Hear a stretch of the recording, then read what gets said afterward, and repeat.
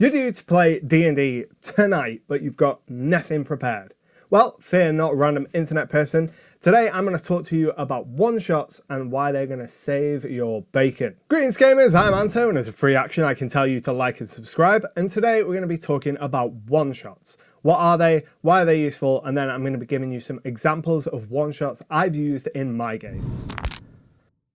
I'm sure most of us have been in a situation before where it's the morning of game day and for whatever reason you have absolutely nothing prepared. You have no idea what your players are going to be doing, no idea where they'll be going, and you have no clue as to what is going to be happening during the session tonight. Maybe you've just finished a major arc in a campaign, or you've hit a bit of a lull. Whatever the reason, this can come up almost anywhere in a campaign, and it can be the sort of thing that can really derail you as a dungeon master. You can get stuck in this cycle of, oh my god, I need to prepare, I don't have anything prepared, what am I going to do? But no matter how you got in the situation, a one-shot is a great way to get you out of it. So what is a one-shot? What are we talking about here? Well, a one-shot is a self-contained, isolated adventure that usually has no bearing on the wider story if you're playing as part of a campaign, or is completely disconnected from your campaign. It might just be the sort of thing that you play with a group of completely new characters that you're only going to play for that 1 week. I think that one-shots are a great way to introduce new players into the game because it's a really low investment on their part. You're not saying to them, look, come and start this campaign with me. You've never played D&D before, but we're going to play for 2 years and see if you like it.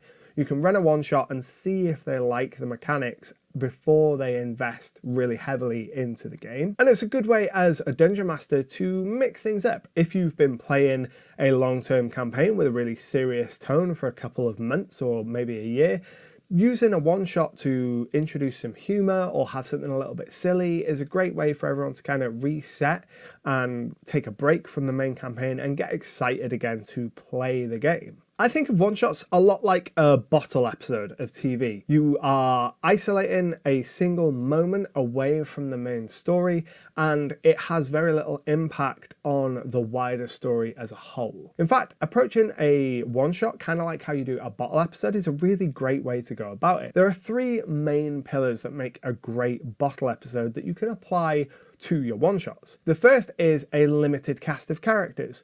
One of the things I know I struggle with a lot is populating the whole world full of NPCs, and this isn't something that you have to worry about in a one-shot. You can focus in on a handful of NPCs that are going to have a lot of interaction with the party, and you don't have to worry about those wider world NPCs.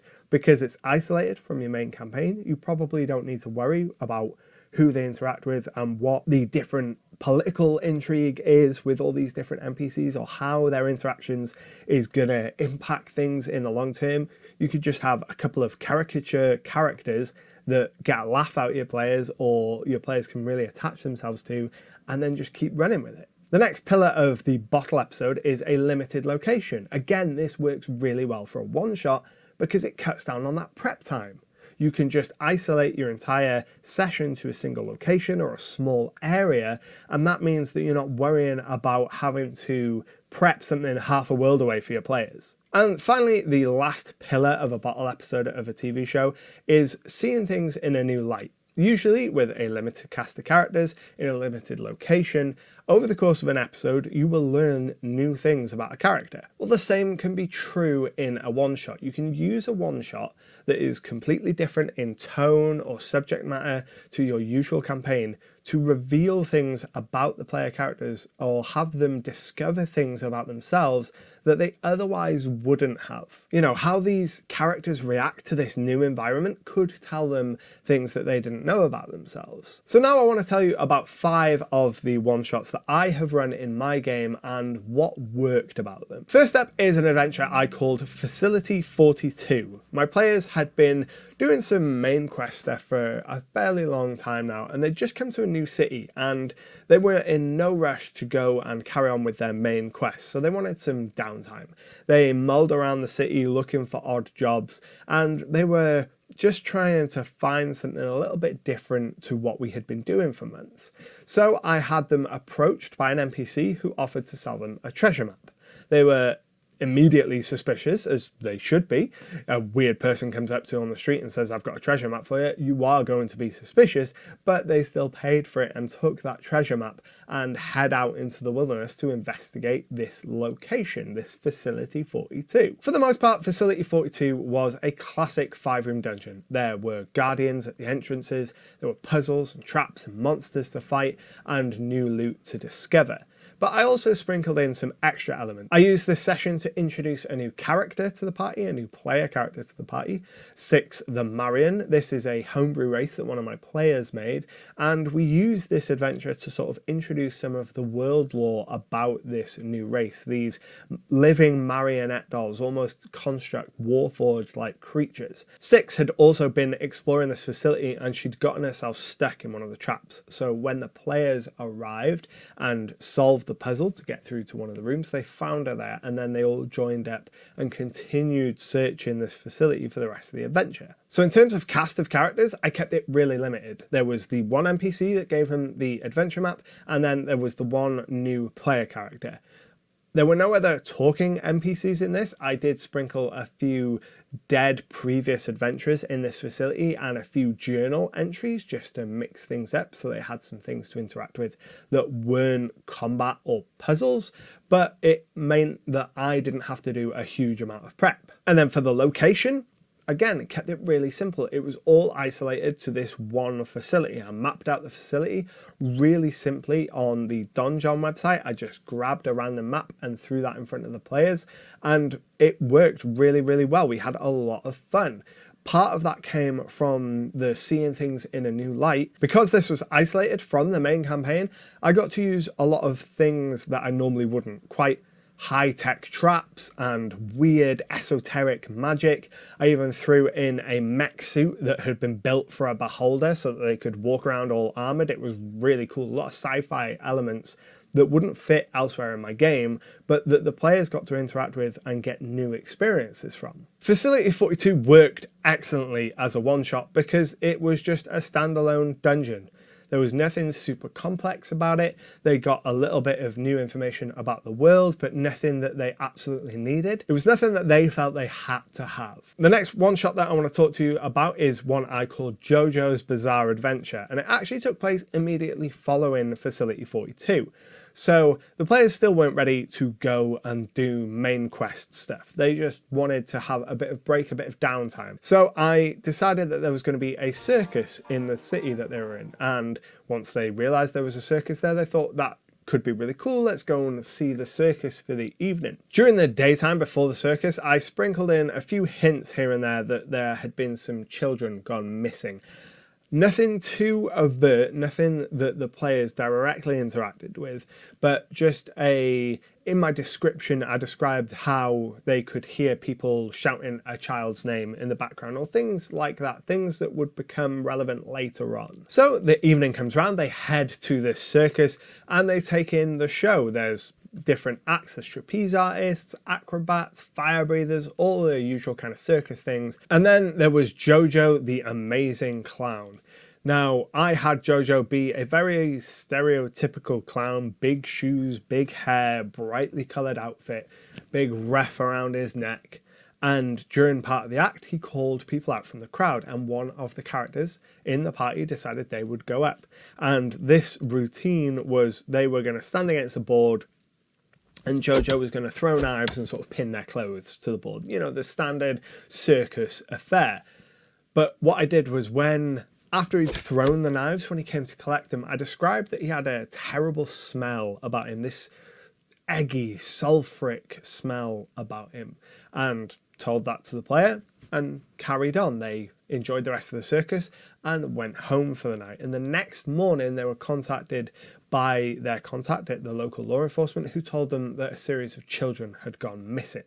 They were given the locations for each of the missing children, where they'd been snatched from, and then the players went about the city starting to investigate. They had been asked to do it to keep it on the down low so people didn't start panicking. So the players are going around and they're investigating, and the one common thread that starts to come out of it is that all of these people, all of the children that have been snatched, had been to the circus, and it was after that that they got snatched.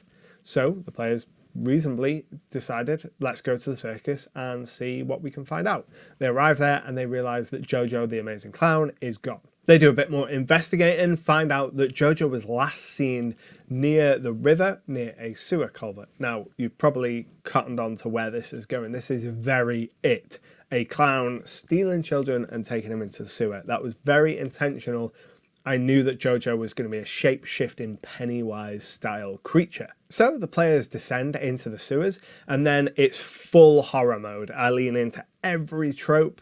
I over-describe everything. Everything is a danger. There is danger around every single corner, and they navigate the sewer. At one point, while they're exploring, they hear a child's voice, and a child runs up to them, supposedly one of the missing children. Almost too late, they discover that this is actually Jojo in disguise, and the child morphs into this terrific beast that they have to fight and kill. And once they've killed the beast, it reverts back to the child's form. So they're really confused. They don't know whether these children are alive, they're dead. It adds to all that horror element. And as things go on, they get approached by another child, and this one doesn't attack them. They fight a few more monsters. They think they fought Jojo. They have this child in tow that hasn't attacked him, that they can't detect anything on, so they assume that the child is fine. I don't actually think they cast any kind of detection on the child. No, I don't think they did. They probably should have, because they helped the child get out of the sewer, and then the next day they discover that the child's parents have turned up dead and the child is missing, and that it was actually Jojo shape-shifting as the child who they escorted out and is now out in the world loose. I loved this one shot because it was completely different to what we were doing at the time. It had a lot of horror vibes. There was a bit of silliness with it. It was a clown in a circus, you know, all that kind of stuff is inherently funny.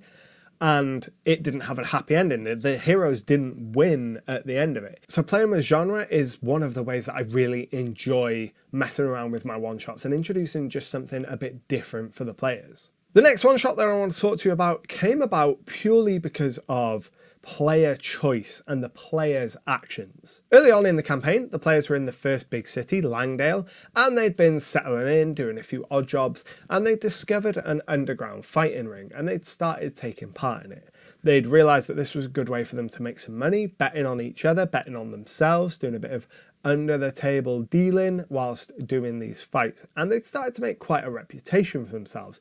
In fact, they'd started to become really quite famous among the underground scene in Langdale. So much so that Nev, the owner of the tavern, got in touch with them and said, look, I've got an opportunity for you. It's completely illegal. We're going to have to leave the city to do it, but it will bring in a lot of money if you do it. And they agreed. This fight would take place out on a galley in the middle of the ocean, away from all the pesky laws, and the players were going to be fighting a rock giant. If they won the fight, they would win a big prize of gold. If they lost, they would be left to sink to the bottom of the ocean. Now, this one-shot was huge amounts of fun, and the main reason was because of that isolated location. Usually, if you're fighting a giant creature, you want to put distance between you. You want to use your mobility to your advantage. You want to attack it with ranged attacks. They couldn't really do any of that on this ship. It was really cramped. They had almost no space to move around versus this giant. So it forced them to come up with really creative ways to combat the giant. They had to climb up the rigging to try and drop down on top of it. They would use the boom of the mast to try and push the giant out of the way. They turned cannons around to fire it. All the while, the giant is just hurling players off the side of the ship, so they'd have to climb back up into combat. It was really memorable because they had to use their environment in really creative ways because they didn't have any other choice. It was a really simple setup, but it ended up being one of our most memorable. Even after that campaign ended, 100+ sessions later, it was still one of the things that the players brought up as being a highlight of the campaign for them. And I think it's a really excellent example of how that really limiting setting can work wonders for you. In terms of characters, the only character I really had to do any work with was Nev, who they'd met before, so I wasn't really creating any new characters. The only setting I had to do was the ship. I just had to make a ship map. That didn't take a lot of time at all. And then the new take that they had was this different way of having to approach combat. All their combats in the past had been fairly standard affairs, whereas this was completely unlike anything they'd ever done before. And like I said, that came entirely out of player choice. If they hadn't decided to go and become part of this underground fighting arena, that would never have happened. The next one shot I want to talk about is personally one of my favorites of the entire campaign, and we're going from something that came completely from player agency to something that I imposed utterly on the players, and this I called Happy Death Day. My players had arrived in a new city and they had a couple days to kill before they were moving on to their next main quest plotline.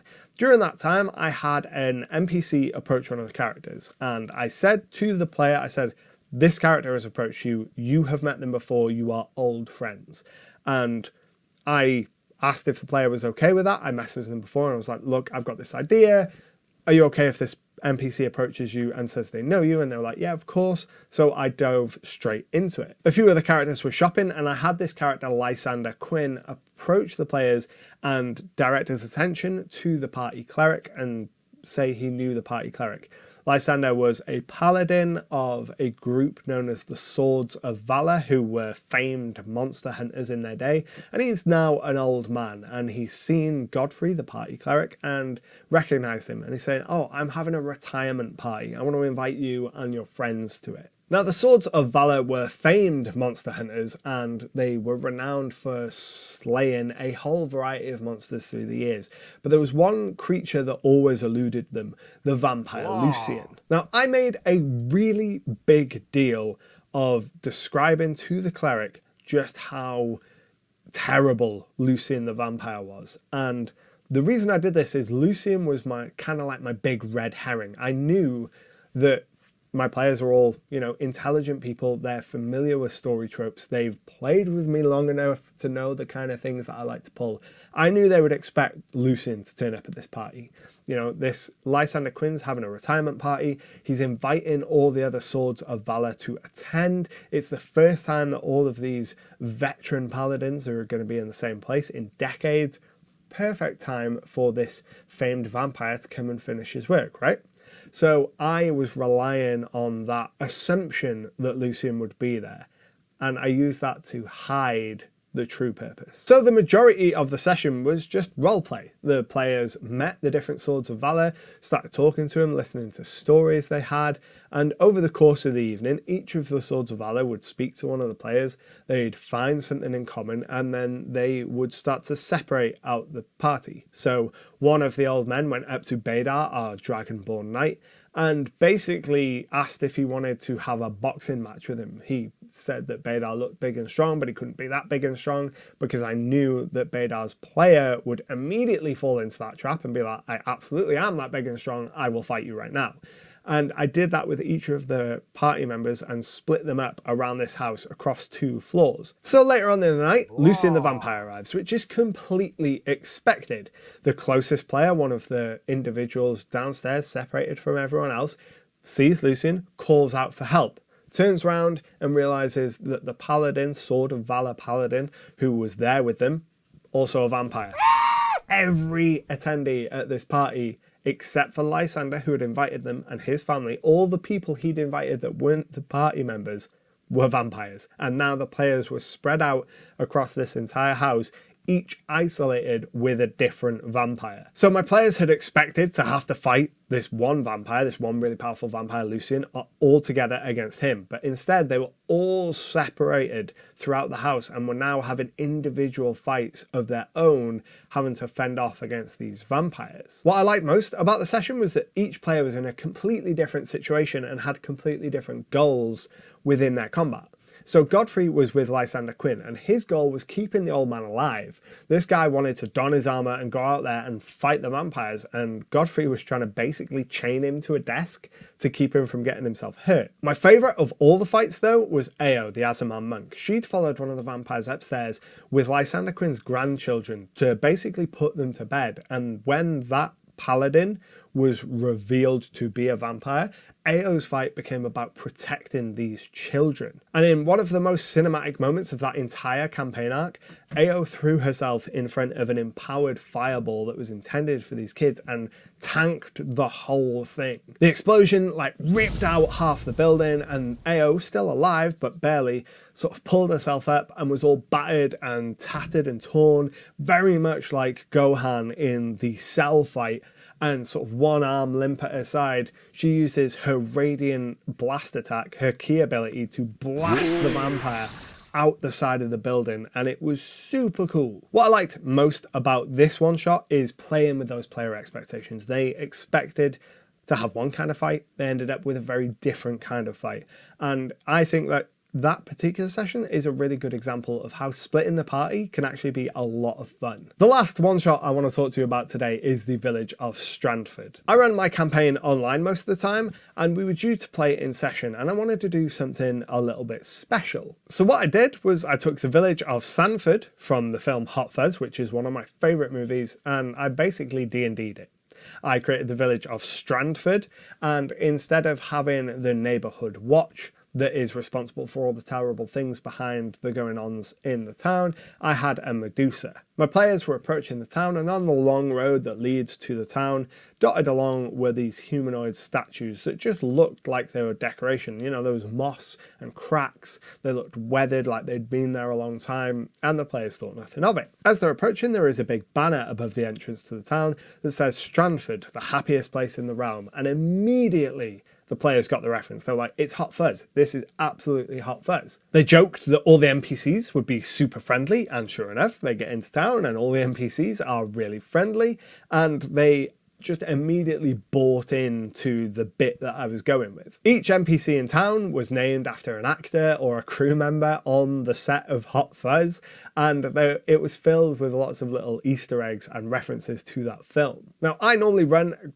a really quite serious and realistically toned game, so this was a wild departure from what we normally do, which is one of the reasons the players enjoyed it so much. It was unlike anything we were doing at the time, and I didn't mind at all that they immediately knew that this was Hot Fuzz, but in D&D. I put everything there so that they would realise it. It didn't break the immersion of the game world because of the way I'd set things up. All these people were under a charm spell under the influence of this Medusa, so it made sense in the context of the intrigue in the town, but having that surface level, just Hot Fuzz connection was so much fun. And I think it's a great example of how you can use movies or books or TVs, anything from other media, and almost directly rip it off, and the players will buy into it. If they're on a ship and they come across an island with a distress call or a signal fire or a ruined ship, and on that island they find some sort of creature,